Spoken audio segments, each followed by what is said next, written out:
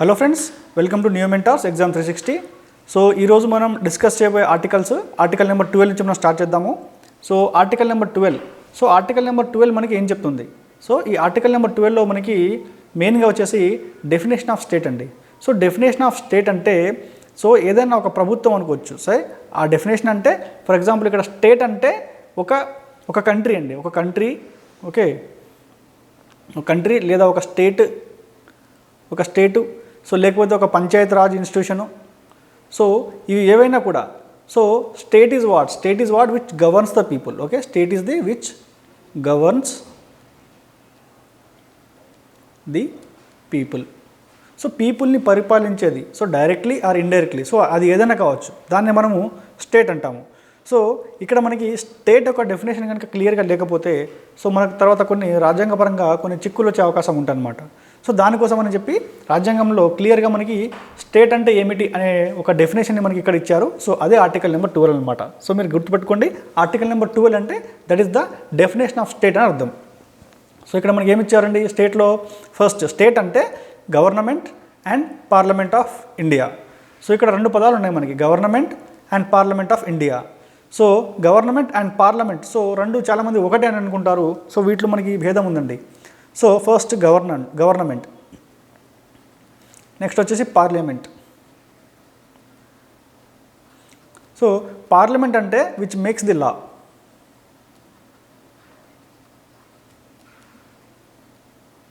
Okay. అదే government అంటే which implements the law.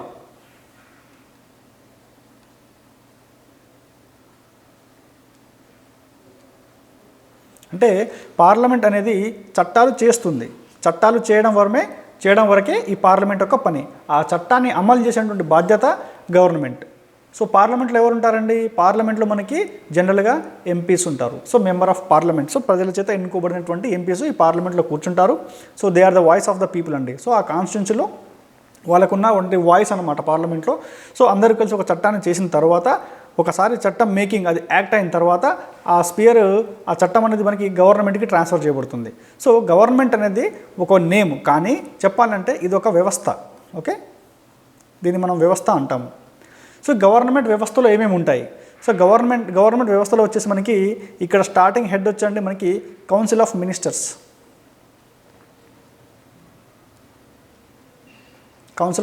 అంటాము.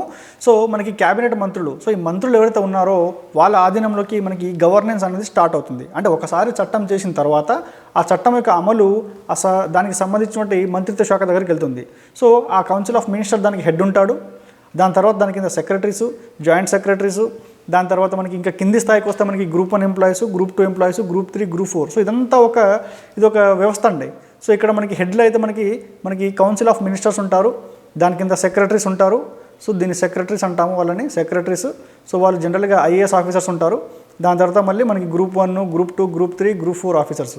సో ఈ వ్యవస్థ మొత్తాన్ని కలిపి మనము గవర్నమెంట్ అంటామండి.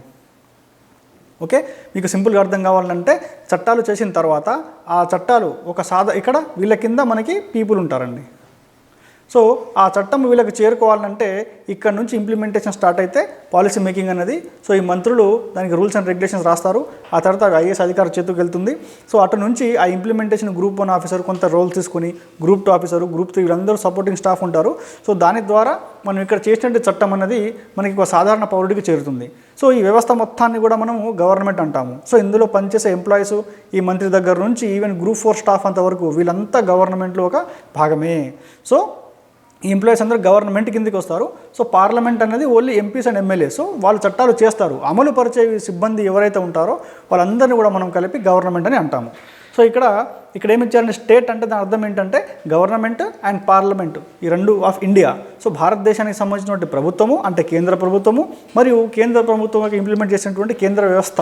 సో అదంతా కూడా మనకి రాష్ట్రం అని మనం చెప్పుకోవచ్చు. సో అదొక డెఫినేషను. సో అది ప్లస్ నెక్స్ట్ ఏం చెప్పారు మనకి government and the legislature of each state. So ఎలాగైతే మనకి కేంద్ర మంత్రులు ఉంటారో అలాగే రాష్ట్రానికి మంత్రులు ఉంటారు. సో రాష్ట్రానికి కూడా సపరేట్ గవర్నమెంట్ క్యాడర్ ఉంటుంది. సో రాష్ట్రంలో కూడా మనకి గ్రూప్ 1 నుంచి మొదలు పెడితే హైయెస్ట్ క్యాడర్, గ్రూప్ 4 వరకు కూడా మనకి రాష్ట్రానికి సపరేట్ క్యాడర్ ఉంటుంది. సో ఇదంతా కూడా రాష్ట్ర ప్రభుత్వానికి చెందినటువంటి మన రాష్ట్ర ప్రభుత్వం యొక్క గవర్నమెంట్ వ్యవస్థ. సో ఇది రాష్ట్ర ప్రభుత్వం యొక్క గవర్నమెంట్. సో రాష్ట్ర ప్రభుత్వ గవర్నమెంట్, సో మరియు రాష్ట్ర ప్రభుత్వం యొక్క లెజిస్లేచరు. సో లెజిస్లేచర్ అంటే మనకి జనరల్గా మనం పార్లమెంట్ అనుకున్నాం కదా, అదే రాష్ట్రానికి వస్తే అది అసెంబ్లీ అవుతుంది. సో మ్యాక్సిమం రాష్ట్రాలకి అసెంబ్లీ ఒకటే ఉన్నాయి. కొన్ని రాష్ట్రాలకి మనకి లెజిస్లేటివ్ కౌన్సిల్స్ కూడా ఉన్నాయండి. సో ఎమ్మెల్సీస్ కూడా ఉన్నాయి. అలాంటి మనకి కొన్ని రాష్ట్రాలు ఉన్నాయి. అందులో తెలంగాణ, ఆంధ్ర రాష్ట్రం కూడా ఒకటి. సో వాళ్ళు కూడా కలిపి మనం దాన్ని లెజిస్లేచర్ కిందనే మనం భావిస్తాము. సో చట్టాలు చేయడం వాళ్ళ పని అయితే, అమలు చేయడం అనేది గవర్నమెంట్ల పని. అంటే ఇది లిటరల్ చెప్పాలంటే గవర్నమెంట్ అంటే అధికారులు అనుకోవచ్చు. సో పార్లమెంట్ కానీ అసెంబ్లీ అంటే ఎన్నిక కాబడినటువంటి ప్రతినిధులను కూడా మనము చెప్పుకోవచ్చండి. సో అది నెక్స్ట్ వచ్చేసి all the local and other authoritative with in the territory of India under the control of the government of India. So ఇది కాకుండా ఇంకేదైనా అథారిటీసు ఇండియాలో ఉన్నవి మన ప్రభుత్వం చేత కంట్రోల్లో ఉన్నటువంటి, ఫర్ ఎగ్జాంపుల్ అండి ఆధార్ కార్డ్ మనకి ప్రింటింగ్కి గవర్నమెంట్ ఒక ప్రైవేట్ ఏజెన్సీకి కాంట్రాక్ట్ ఇచ్చింది అనుకుందాం. ఓకే, సో దీని యొక్క పవర్స్, సో వీళ్ళు కొన్ని రెస్పాన్సిబిలిటీస్ ఈ కంపెనీకి ఇచ్చారు. సో ఈ కాంప్లయన్స్ ఎన్ష్యూర్ చేయడం అన్నది ఈ కంపెనీ యొక్క రెస్పాన్సిబిలిటీ. అప్పుడు ఈ కంపెనీ ఏదైనా తప్పు చేస్తే అక్కడ మనం గవర్నమెంట్ తప్పు చేసినట్టే. సో మనకి ఏంటంటే ఈ డెలిగేషన్ ఏదైతే ఉందో, సో ఇక్కడ మనం డైరెక్ట్గా మనం గవర్నమెంట్ అధికారుల గురించి మాట్లాడుకున్నాం. ఆ గవర్నమెంట్ కింద పనిచేసే ఇతరత్ర సంస్థలు ఏదున్నా కూడా, సో పంచాయతీ కావచ్చు, లేకపోతే మున్సిపాలిటీ కావచ్చు, సో మున్సిపాలిటీ కింద వాళ్ళ విధులు నిర్వర్తించే కాంట్రాక్టర్లే కావచ్చు, సో వీళ్ళందరూ కూడా మనకి గవర్నమెంట్ కిందకే వస్తారు. సో ఇదంతా కూడా మనకి ఒక స్టేట్ యొక్క డెఫినేషన్ అండి. సో వీళ్ళందరికీ చట్టాలు చేసే పని కానీ, లేదా ఆ చట్టాలను అమలు పరిచే పనులు ఉన్నటువంటి అర్హత ఉన్న ఏదైనా ఒక బాడీని కూడా మనము స్టేట్ కింద డెఫినేషన్లోకి తీసుకొస్తామండి. సో మళ్ళీ ఒకసారి చూడండి, మనకి స్టేట్ కింద డెఫినేషన్లు ఏమేమి ఇచ్చారు? Government of parliament, government of India, okay, and parliament. Okay, next government of state and legislature of state. ఆ తర్వాత ఆల్ అదర్ లోకల్ అథారిటీస్ అంటే పంచాయతీస్, మున్సిపాలిటీస్ అవి. సో అవన్నీ కూడా మనకి స్టేట్ కింద డెఫినేషన్లోకి వస్తాయని మనకి ఆర్టికల్ నెంబర్ 2 చెప్తుంది. నెక్స్ట్ వచ్చి మనకి article number 13. So article number 13 మనకి ఏం చెప్తుందంటే laws inconsistent with the fundamental rights. So మనకి తెలుసు ఫండమెంటల్ రైట్స్ అనేది మనం తెలుగులో దాన్ని మౌలిక హక్కులు అంటాము. So it is the most basic అండి. సో ఇది మన ఫండమెంటల్ రైట్స్, మన రాజ్యాంగం మన పౌరులకు ఇచ్చినట్టు హక్కు. అంటే గవర్నమెంట్ మన మీద అంటే జనాలని క్రష్ చేయకుండా, అంటే ఒక డిక్టేటర్షిప్ మన పరిపాలన, మనకి ఒక నిరంకుశ పరిపాలన రాకుండా మనకు ఉండాలంటే మనకి అవసరమైనటువంటి ఫండమెంటల్ రైట్స్. అంటే ప్రజలకి మనం హక్కు కల్పించాలి, అప్పుడే అది ప్రజాస్వామ్యానికి విలువ ఇచ్చినట్టు అవుతుంది. సో ఎప్పుడైతే ఈ ఫండమెంటల్ హక్కులు అయితే మనకి లేవో, సో అటప్పుడు మన ప్రజాస్వామ్య వ్యవస్థకే ఇది ఒక థ్రెట్, సో ఒక డేంజర్ లాగా తయారవుతుంది అన్నమాట. సో అందుకని ఇక్కడ మనకి దాని గురించి చెప్తున్నారండి ఆర్టికల్ 13లో. ఇక్కడ ఏం చెప్తున్నారంటే laws inconsistent with the fundamental rights. అంటే ఏదైతే లాస్ ఫండమెంటల్ రైట్స్కి వ్యతిరేకంగా ఉన్నాయో, సో అవి ఆటోమేటిక్గా చెల్లబడవు అని దీని అర్థము. అంటే ఫర్ ఎగ్జాంపుల్ మనకి రైట్ టు లైఫ్ అనే ఒక ఫండమెంటల్ రైట్ ఉందండి. రైట్ టు లైఫ్ అనే ఫండమెంటల్ ఉంది. ఇది వచ్చేసి ఆర్టికల్ నెంబర్ 21 అండి. అంటే జీవించే హక్కు అండి. సో ప్రతి మనిషికి జీవించే హక్కు ఉంది. సో ఇది మనకి ఆర్టికల్ నెంబర్ 21 చెప్తుంది. సో ఒకవేళ కనుక ఫ్యూచర్లో ఏదైనా ప్రభుత్వము వాళ్ళు చేసే చట్టాల ద్వారా ఎవరైనా ప్రజల జీవితానికి గనక, సో వారి ప్రాణానికి హాని కలిగి ఉన్నట్టయితే అటువంటి చట్టాలు చెల్లవు. సో అటువంటి చట్టాలు ప్రభుత్వం చేయడానికి లేదు అని చెప్పి మనకి ఈ ఆర్టికల్ నెంబర్ 13 సూచిస్తుంది. So not only article 21, so any other fundamental rights. So fundamental rights you take from article number 14 నుంచి మీరు తీసుకుని 32 వరకు ఉన్నటువంటి అన్ని ఫండమెంటల్ రైట్స్. సో మనకి రైట్ టు ఈక్వాలిటీ అయితే కానీ, freedom of speech and expression కానీ, సో అటువంటి వాటి మీద ఎక్కడైతే మనకి చట్టాలు దీన్ని ఉల్లంఘిస్తాయో, ఈ ఫండమెంటల్ రైట్స్ని ఉల్లంఘిస్తాయో అవి ఆటోమేటిక్గా చెల్లబడవు. సో కోర్టులో మనకి కేసు వేసినప్పుడు కోర్టు ఇది పరిణామం తీసుకొని ఆ ఎక్స్టెంట్లో దాన్ని కట్ చేయడం అనేది జరుగుతుంది. ఒకటి. నెక్స్ట్ ఏం చెప్తుంది మనకి laws before the commencement of this constitution void to the extent. అంటే మనకి మన కాన్స్టిట్యూషన్ ఎప్పుడండి మనకి కమెన్స్మెంట్ అయింది అంటే అమల్లోకి ఎప్పుడు వచ్చింది? అది 1950 జనవరిలో 26 రోజు మనకి అమలు జరిగింది. అయితే there are laws before the commencement of this constitution. అంటే మనకి దీనికంటే ముందు కూడా బ్రిటిష్ వారు మనకు కొన్ని చట్టాలు చేశారండి. సో ఆ చట్టాల్లో కొన్ని మంచి ఉన్నాయి, కొన్ని చెడు ఉన్నాయండి. సో ఒకవేళ కనుక ఆ బ్రిటిష్ కాలంలో చేసినటువంటి చట్టాలు ఇప్పుడున్న ఈ మౌలిక హక్కులకి అంటే ఫండమెంటల్ రైట్స్కి కనుక వ్యతిరేకంగా ఉంటే, సో అది ఎక్కడ వరకు అయితే వ్యతిరేకంగా ఉన్నాయో అక్కడ వరకు వైడ్ టు దట్ ఎక్స్టెంట్ అక్కడ వరకు అవి చెల్లబడవు అని దాని అర్థము. ఓకే. సో మనం జనరల్గా అనుకుంటుంటాము బ్రిటిష్ వాళ్ళు చేసిన చట్టాలన్నీ మనకు వ్యతిరేకంగా అనుకుంటాము. లేదు, వాళ్ళు మనకు కొన్ని మంచి చట్టాలు కూడా చేశారండి. ఉదాహరణకి మనం రీసెంట్గా మనకి కరోనా వచ్చినప్పుడు కూడా మనం ఒక చట్టాన్ని మనం అమలు చేశామండి. దాన్ని మనం ఎపిడమిక్ డిసీజ్ యాక్ట్ అంటామండి. Epidemic disease act. ఇది మనకి దగ్గర 1897లో మనకి చట్టాన్ని చేశారండి బ్రిటిష్ వాళ్ళు. సో అప్పుడు వచ్చినటువంటి ప్లేగ్ వ్యాధిని అరికట్టడానికి వీళ్ళు చట్టాలు చేశారండి. సో ఆ తర్వాత మన ప్రభుత్వం మళ్ళీ ఇటువంటి అంటువ్యాధి నివారణకి ఎటువంటి చట్టాలు చేయలేదు. అంటే అవసరం కూడా రాలేదనుకోండి. ఆ తర్వాత మళ్ళీ మనకి కరోనా రావడమే, అంటే ఆ గ్యాప్లో మనకి ఇటువంటి పెద్దగా అంటువ్యాధులు రాకపోవడం వల్ల ప్రభుత్వం కూడా మళ్ళీ తిరిగి ఏం చట్టాలు చేయలేదు.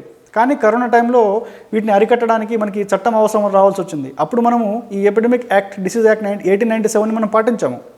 సో ఈ యాక్ట్ అనేది ఫండమెంటల్ రైట్స్కి విరుద్ధం కాదు. ఎందుకంటే ఇందులో ఇచ్చిన చట్టాల ప్రకారమే సో డాక్టర్లకు కానీ లేకపోతే మనకి పోలీసులకు కానీ వారి యొక్క డ్యూటీసు, సో వారి యొక్క మన పోలీసులకి రక్షణ కల్పించడము, సో అవన్నీ డ్యూటీసు. సో ఏ విధంగా ప్రభుత్వం వ్యవహరించాలి, సో మన క్వారంటైన్ అయితేనేమి, సో జనాల్ని సెగ్రిగేట్ చేసి హాస్పిటల్లో పెట్టడము, ఇవన్నీ కూడా మనకి ఎపిడమిక్ డిసీజ్ యాక్ట్లో ఉన్నాయి. ఇది ఎప్పుడు 1897లో చేశారండి.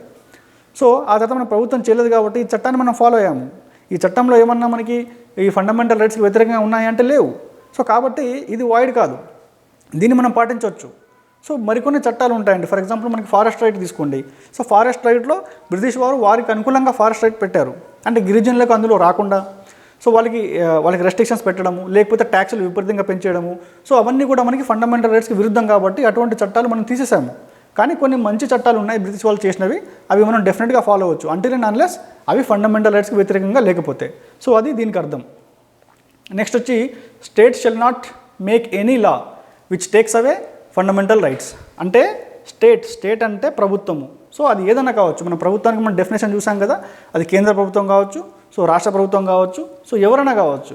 So they cannot make any law which takes away fundamental rights. అంటే మౌలిక హక్కులని ప్రజల నుంచి లాక్కునే అధికారము ఏ ఒక్క ప్రభుత్వానికి లేదు అన్నది ఈ ఆర్టికల్ మనకి ఇక్కడ స్పష్టం చేస్తుంది.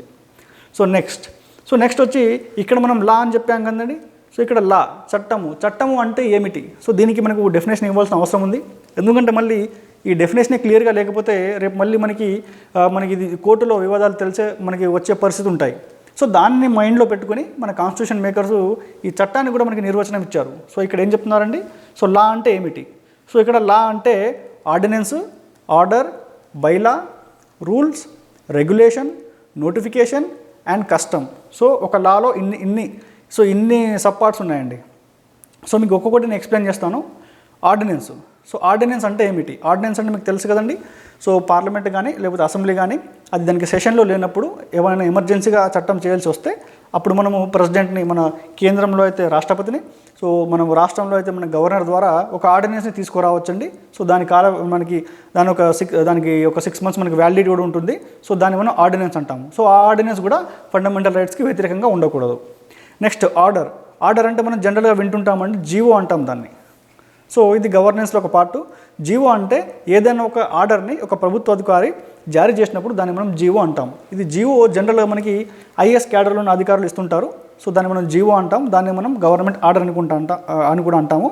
సో ఈ జీవో కూడా మనకి ఫండమెంటల్ రైట్స్కి వ్యతిరేకంగా ఉండడానికి వీలు లేదు. ఓకే.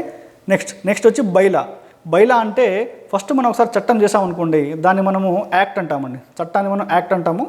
సో ఆ యాక్ట్ చేసిన తర్వాత దీని యొక్క పూర్తి రూపము, ఓకే, ఒకసారి మనం ఒక చట్టం చేశాక సో దాన్ని ఎలా అమలుపరచాలి, సో దాన్ని ఎలా అమలుపరచాలన్నది మనకి కొంతమంది సీనియర్ ఐఏఎస్ ఆఫీసర్స్ ఉంటారండి. వాళ్ళందరూ కూర్చొని దాని యొక్క అమలు చేయడం దాని గురించి రాస్తారు. సో దాన్ని మనం రూల్ అంటాము.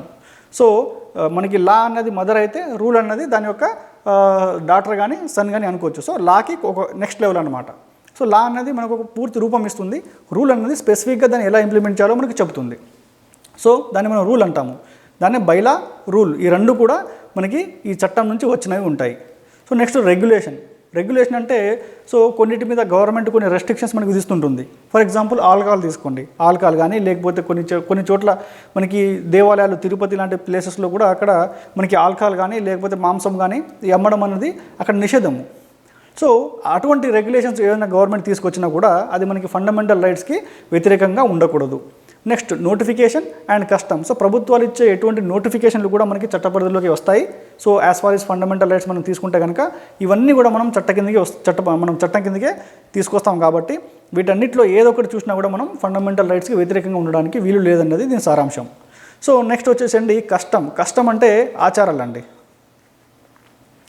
సో ఆచారాలు కూడా మనకి ఫండమెంటల్ రైట్స్కి వ్యతిరేకంగా ఉండకూడదు.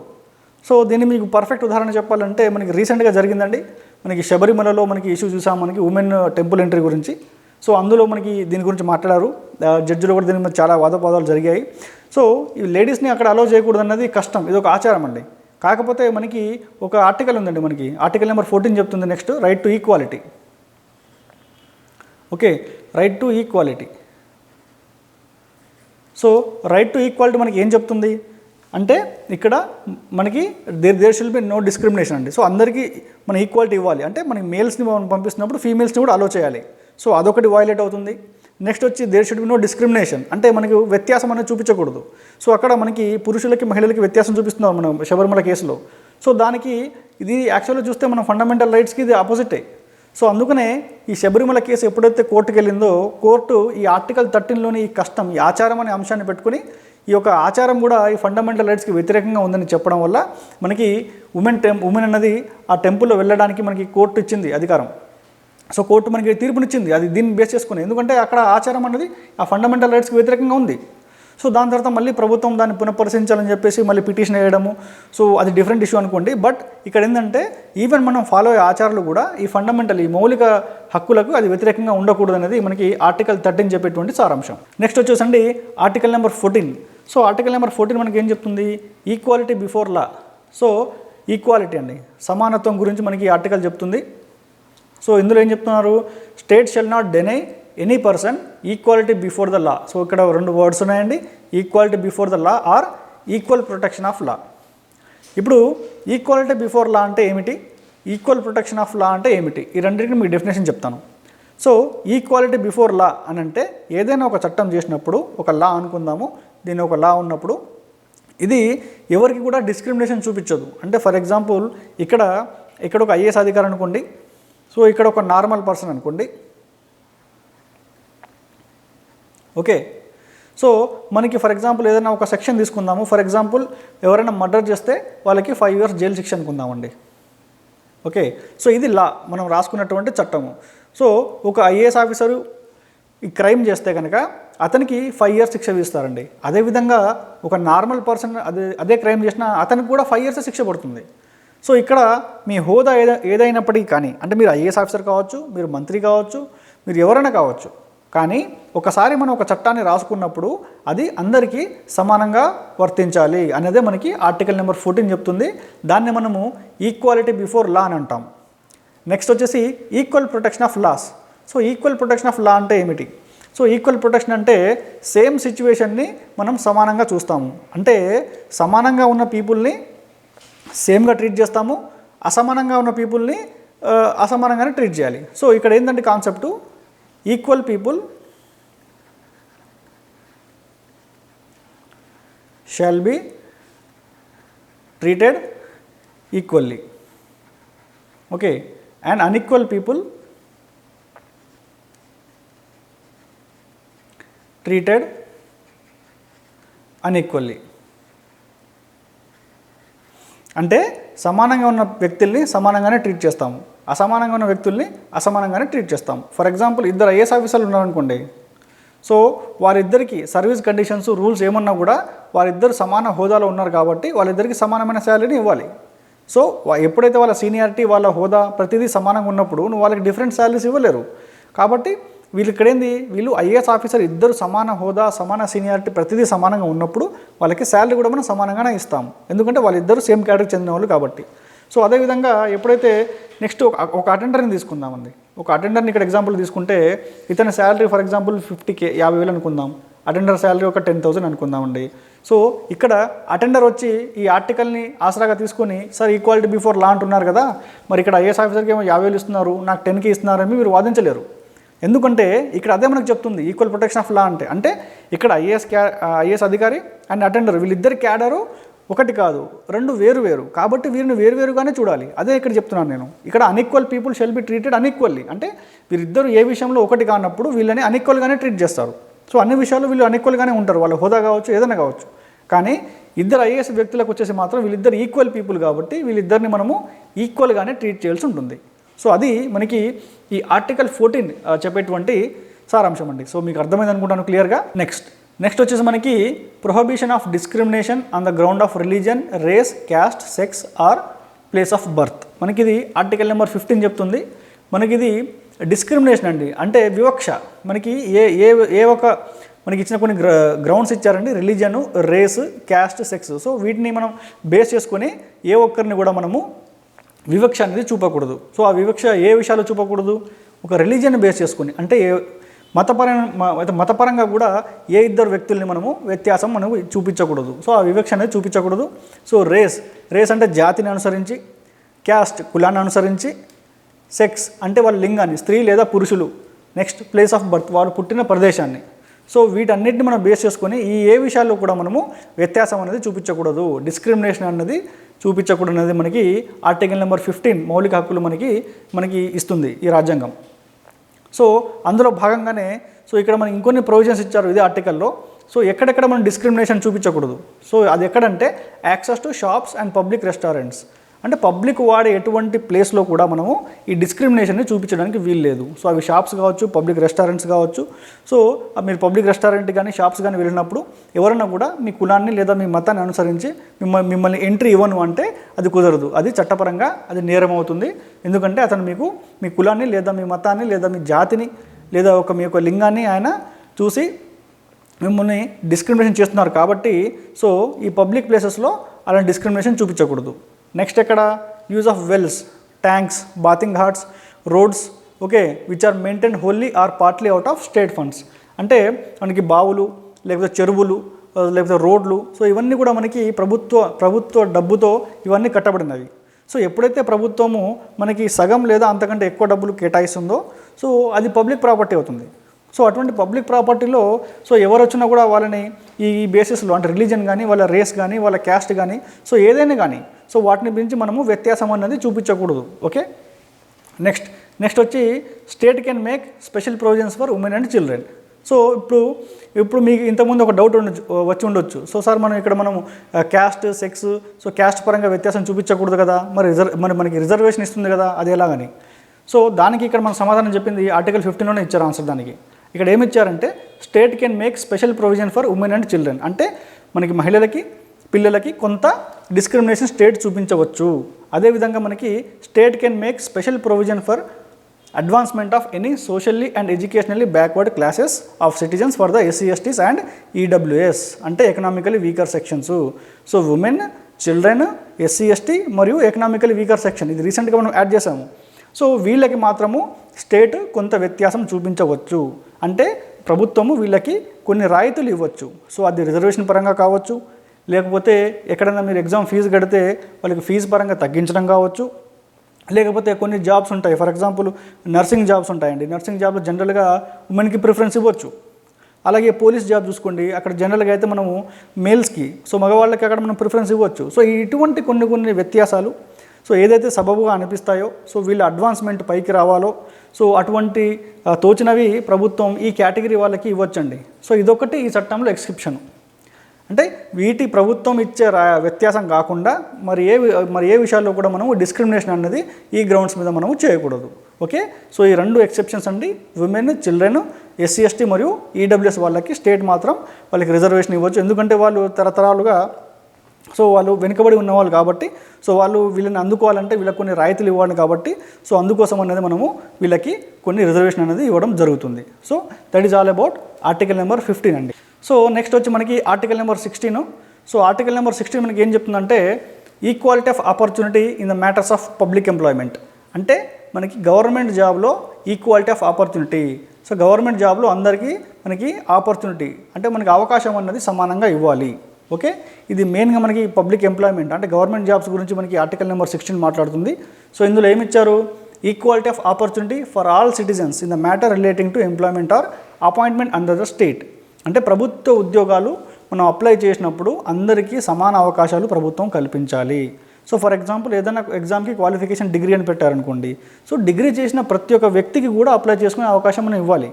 సో అక్కడ కూడా మనం మళ్ళీ మనం మతాన్ని అనుసరించి లేదా కులాలను అనుసరించి లేకపోతే వారి జాతిని అనుసరించి సో కొంతమందికి అవకాశం ఇస్తాము, కొంతమందికి అప్లై చేయడానికి అవకాశం ఇవ్వని చెప్పడానికి కుదరదు.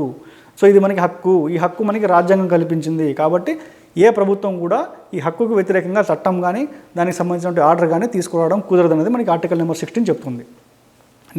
నెక్స్ట్ వచ్చి no citizen shall be discriminated on grounds of only religion, race, caste and birth. అంటే దీని ప్రకారంగా అంటే మనకి పబ్లిక్ ఎంప్లాయ్మెంట్లో మనకి మతాన్ని కానీ జాతిని కానీ లేకపోతే వారు స్త్రీల పురుషుల అని కానీ లేకపోతే వాళ్ళ కులాన్ని కానీ లేకపోతే వారు పుట్టినటువంటి ప్రదేశాన్ని కానీ దానికి సంబంధించినటువంటి వ్యత్యాసం అనేది మనకి గవర్నమెంట్ ఎంప్లాయ్మెంట్ దాంట్లో చూపించకూడదు అనేది చెప్తుంది. So next state can make provision for reservation of appointments. అంటే ఇక్కడ మళ్ళీ మనం పబ్లిక్ ఎంప్లాయ్మెంట్ గురించి మాట్లాడుకున్నాం కదా, గవర్నమెంట్ జాబ్స్లో ప్రభుత్వము రిజర్వేషన్ని ఇవ్వచ్చు అనేది ఈ ఆర్టికల్ చెప్తుందండి. So state can make provision for reservation. So మనకి రిజర్వేషన్ ఎలా వర్తిస్తుందంటే ఆర్టికల్ నెంబర్ 16 మనకి చెప్తుంది. సో ఆర్టికల్ నెంబర్ 16 అనుసరించి ప్రభుత్వం మనకి రిజర్వేషన్ ఇస్తుంది. సో రిజర్వేషన్ అనేది మనకి రాజ్యాంగంలో ఉంది కాబట్టి అది తప్పనిసరిగా మనం ప్రభుత్వం పాటించాలి. సో ఈ రిజర్వేషన్ అనేది ఇక్కడ ఎక్సెప్షన్ మనకి. సో మనకి ఆర్టికల్ 15లో వచ్చరికి ఉమెన్, చిల్డ్రన్, ఎస్సీ, ఎస్టీ వాళ్ళకి మనం చెప్పుకున్నాం కదా ఇంతకుముందే. సో ప్రభుత్వం కొన్ని రాయితీలు కల్పించవచ్చని. సో ఆర్టికల్ నెంబర్ 16 కూడా సో అటువంటి రాయితీలు పబ్లిక్ ఎంప్లాయ్మెంట్లో కూడా కల్పించవచ్చని చెప్పి మనకి ఆర్టికల్ నెంబర్ 16 మనకి చెప్తుంది. సో నెక్స్ట్ వచ్చి అబాలిషన్ ఆఫ్ అన్టచబిలిటీ అండి. సో అంటే అంటరానితనం. ఇక్కడ మనం అన్టచబిలిటీ అంటే దీన్ని తెలుగులో మనం అంటరానితనం అంటాం. సో ఈ అంటరానితనం అనేది ఆర్టికల్ నెంబర్ 17లో పొందుపరిచారండి. ఇది ఒక మౌలిక హక్కు మనకి రాజ్యాంగం మన ప్రజలకు కల్పించింది. సో మనకి అంబేద్కర్ గారు చాలా కృషి వల్ల మనకి ఆర్టికల్ నెంబర్ 17 అనేది మనం ఆయన యొక్క బలమైన వాదనతోనే ఈ ఆర్టికల్ 17ని ఆయన మనకి మౌలిక హక్కుగా మనకి ఆయన చేర్పించారు. సో అందులో ఏం చెప్పారంటే untouchability is abolished and is practice in any form is forbidden. అంటే అంటరానితనం అన్నది కంప్లీట్గా అది అబాలిష్ చేయబడింది. అంటే దానికి మన భారతదేశంలో స్థానం అనేది లేదు. ఒకవేళ అది ఏ రూపమైనా కావచ్చు. సో అంటరానితనానికి ఒక రూపం అంటూ ఉండదండి. సో దానికి డిఫరెంట్ కైండ్ ఆఫ్ రూపాలు ఉంటాయి. సో ఫర్ ఎగ్జాంపుల్ మనం డైరెక్ట్గా వాళ్ళని దూషించడం కానీ లేకపోతే కొన్ని ప్రదేశాల్లో వాళ్ళకి రానివ్వడం కానీ వాళ్ళకి దగ్గరగా వస్తే మనం దూరంగా జరగడం కానీ సో ఇలాంటివి అన్నీ కూడా మనకి అంటరానితనం కిందకే వస్తాయి. సో ఈ అంటరానితనం అనేది ఒక బ్రాడ్ వర్డ్ అండి. దీని కింద చాలా రకాల ప్రాక్టీసెస్ ఉంటాయి. సో మనకి అప్పుడు పాతకాలంలో మనుస్మృతిలో వాటిలో మనకి వీళ్ళకి చాలా కఠినమైన శిక్షలు కూడా విధించేవారండి. సో వీళ్ళని ఊరి బయట ఉంచడము లేకపోతే మనం స్నాన ఘట్టాలకు కానీ లేకపోతే బావిలకి నీళ్లు తోడుకోవడానికి కూడా మనం రానియకుండా సందర్భాలు ఉండేవి ఒకప్పుడు. సో అటువంటి దాని గురించి మనకి ఆర్టికల్ నెంబర్ 17 చెప్తుంది. So untouchability is abolished and its practice in any form is forward. అంటే ఎట్టి పరిస్థితుల్లోనూ ఏ రకమైనటువంటి కూడా అంటరానితనాన్ని ప్రోత్సహించడానికి వీలు లేదు. ఓకే, నెక్స్ట్ ఏం చెప్తుంది మనకి article. So untouchability shall be an offence punishable in accordance with law. So మనం మొట్టమొదటిసారి ఏం చెప్తుంది ఆర్టికల్, ఫస్ట్ అయితే మనకి అన్టచబిలిటీ ఈజ్ అబాలిష్డ్ కంప్లీట్ అని దానికి మన స్థానం లేదని చెప్తుంది. సో దానితో పాటే ఇక్కడ untouchability shall be offence punishable in accordance with law. అంటే దీన్ని ఎవరైనా కానీ అంటరానితనాన్ని పాటించినట్టయితే వాళ్ళని చట్ట ప్రకారంగా శిక్షించాలి. సో మనం దీనికోసం ఒక సపరేట్ చట్టం చేసుకున్నామండి. మనకి సివిల్ రైట్స్ యాక్ట్ కూడా చేసుకున్నాము. అందులో మనకి దాని తర్వాత మనకి మరికొన్ని చట్టాలు వచ్చాయి, అట్రాసిటీ చట్టాలని. సో ఆ విధంగా ఎవరైనా కనుక అంటరానితనాన్ని మనకి వాళ్ళు పాటించినా లేకపోతే అంటరానితనాన్ని వాళ్ళు ప్రోత్సహించినా కూడా అటువంటి వాళ్ళకి కఠినమైన శిక్షలు ఉంటాయని చెప్పి మనకి ఈ ఆర్టికల్ నెంబర్ 17 అనేది చెప్తుంది. సో ఓకే, మనకి ఈ రోజుతో మనకి డిస్కషన్ ఇక్కడ ఆర్టికల్ 7తో మనం ముగిద్దాము. సో మనము నెక్స్ట్ క్లాస్లో మనం మిగిలినటువంటి ఆర్టికల్ గురించి మాట్లాడుకుందాము. మీకు ఏమైనా డౌట్స్ ఏమైనా ఉంటే మీరు కామెంట్ సెక్షన్లో పెట్టండి. సో నేను తప్పకుండా మేము రెస్పాన్స్ ఇచ్చే ప్రయత్నం అయితే నేను చేస్తాను. ఓకే, సో మనం మళ్ళీ నెక్స్ట్ క్లాస్లో కలుసుకుందాం. అంతవరకు చలో బాయ్.